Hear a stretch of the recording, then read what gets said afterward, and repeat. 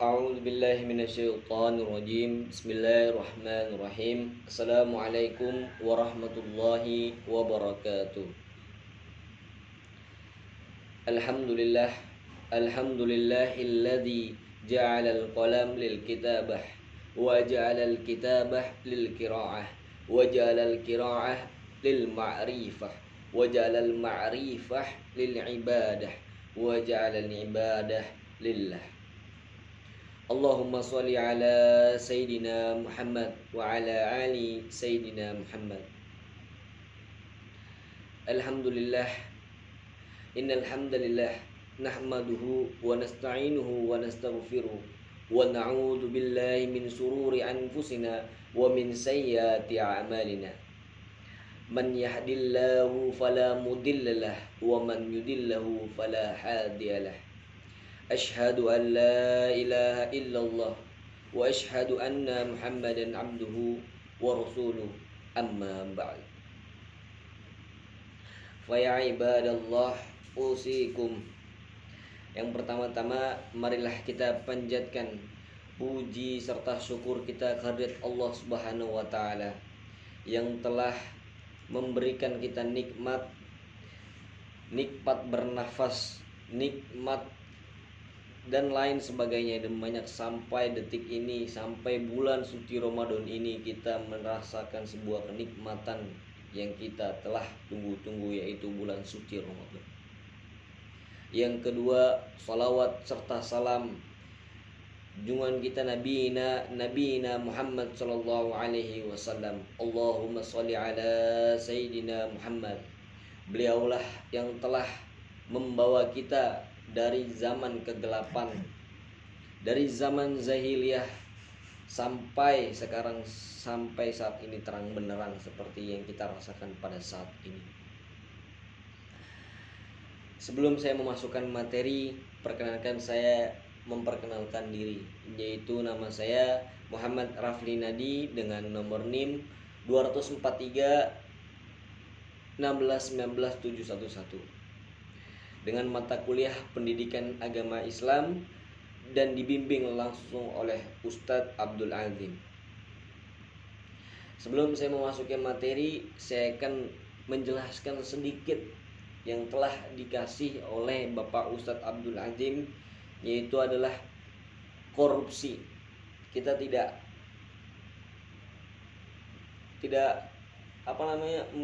bisa, sudah sering kita dengar kata korupsi ini.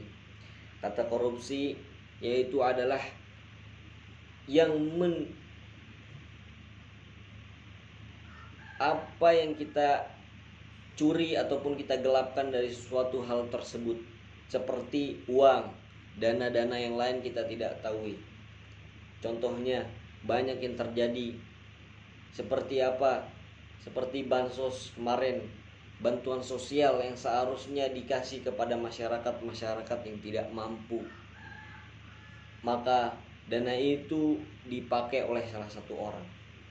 Nah, itulah korupsi. Sebelum saya memasuki permasalahan pada saat ini, yaitulah penyebab internal seorang melakukan korupsi atau penyebab eksternal. Yang pertama, penyebab internalnya adalah sikap terlalu mencintai harta atau hubbul minal dunya, terlalu mencintai apa yang ada di dunia ini. Apa yang ada di dunia ini dia yang sangat mencintainya.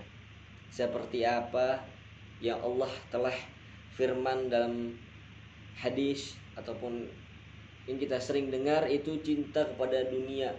Di dunia ini apa ini bakal lenyap nanti ketika di hari kiamat nanti. Yang kedua, sikap tamak dan serakah. Allah sudah jelaskan dalam Al-Quran bahwa Allah tidak suka orang yang berlebih-lebihan. Maka Allah suka kepada hambanya yang sangat bersyukur. Allah berfirman dalam surat Ibrahim ayat 7, A'udzubillahi minasyaitonirrajim. Bismillahirrahmanirrahim. Wa ista'azana rabbukum la in syakartum la azidannakum wa la in kafartum inna 'adzabi lasyadid. Dengan artinya, barang siapa yang bersyukur kepada apa yang telah saya kasih, kata Allah, maka saya akan tambahkan rezekinya. Jika tidak bersyukur apa atas yang saya berikan, azab saya sangat pedih.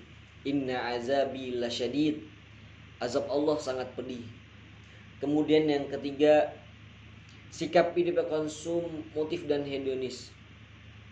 Yang keempat, pemahaman agama yang dangkal. Nah, bahwa kita sebagai umat Islam, kita harus bentengkan iman kita dengan agama Islam. Bahwa agama Islam ini telah mengajarkan kita dari sejak kecil. Benteng itu adalah benteng umat Islam, ya adalah doa. Ad-du'a silahul mu'minin. Doa adalah pegangan umat Islam kepada Allah.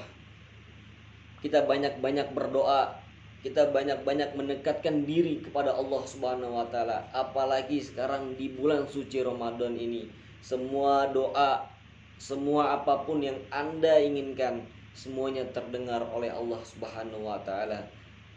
Dengan syarat hati yang tulus, dengan memohon ridho Allah Subhanahu wa taala. Kemudian masalah eksternal. Masalah eksternal dalam korupsi ini adalah, yang pertama adalah faktor budaya. Faktor budaya ini kebiasaan orang Indonesia bahwa setiap orang menjadi pejabat yang tinggi sebuah lembaga pemerintahan, maka yang bersangkutan akan menjadi sandaran dan tempat tergantung bagi keluarganya. Nah, di sini adalah faktor budaya. Faktor budaya yang kita harus hilangkan. Yang jelek kita buang, yang bagus kita ambil hikmahnya untuk diterapkan oleh masyarakat kita untuk yang ke depan, untuk membangun negara suatu yang ingin lebih maju. Kemudian yang kedua yaitu adalah kesempatan yang sistem yang rapuh. Salah satu penyebabnya seseorang melakukan tindakan pidana korupsi adalah kesempatan atau peluang yang didukung oleh sistem. Seperti apa? Nah, seperti yang kita jelaskan, seperti saya jelaskan tadi, seperti bansos yang harus dikasihkan kepada masyarakat yang membutuhkan, tetapi tidak disalurkan kepada hal yang membutuhkan ataupun orang yang membutuhkan.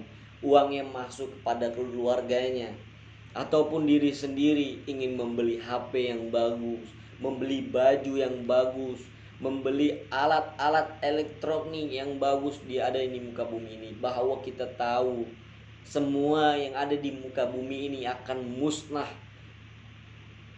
di hari kiamat nanti, yaitu adalah semua di dunia ini kecuali amal ibadah kita yang telah kita siapkan dari jauh-jauh hari. Mumpung kita ada di bulan suci Ramadan, perbanyaklah istighfar dan perbanyaklah salawat kepada Nabi. Allahumma sholli ala sayyidina. Saya lanjutkan. Yang ketiga, faktor kebiasaan dan kebersamaan. Faktanya menunjukkan bahwa sangat banyak pejabat, kepala daerah, wakil rakyat yang diadili dan pengadilan karena melakukan korupsi secara berjamaah. Nah, ini kita harus tindak, bahwa yang korupsi ini tidak baik, kita harus buang jauh-jauh. Bahaya korupsi bagi kehidupan, korupsi sangat berbahaya, akibatnya kehidupan manusia. Korupsi seumpama kanker dalam darah, sehingga pemilik badan harus selalu melakukan cuci darah terus menerus jika menginginkan tetap hidup. Secara rinci akibat korupsi ini yaitu adalah bahaya korupsi dalam individu. Pertama, memasuki, yaitu pertama pasti dia akan memasuki neraka. Bahwa kita sudah tahu memakan uang yang tidak hak milik kita itu adalah sangat dosa. Sudah banyak yang dijelaskan dalam kitab suci Al-Quran bahwa tidak boleh memakan hak orang lain ataupun hak bukan milik kita. bahwa dalam Islam dijelaskan, dalam agama pandangan Islam hukum korupsi adalah, a'udzubillahi minasyaitonirrajim, bismillahirrahmanirrahim, wasariqu wathariqatu faqta'u aydihuma jazaan bima kasaban takalan minallahi wallahu azizul hakim. Surat An-Nur ayat 38, yang artinya laki-laki yang mencuri dan perempuan yang mencuri, potonglah tangan keduanya, sebagaimana pembiasaan bagi orang-orang mereka yang kerjakan, dan sebagai siksaan dari Allah Subhanahu wa taala, dan Allah Maha Perkasa lagi Maha Bijaksana. Surat An-Nur ayat 38. Nah, itulah kita sudah tahu masalah internal dan masalah eksternal dalam sebuah korupsi. Banyak kita yang harus kita buang dari kebiasaan faktor-faktor budaya yang kita tidak patut untuk ditiru.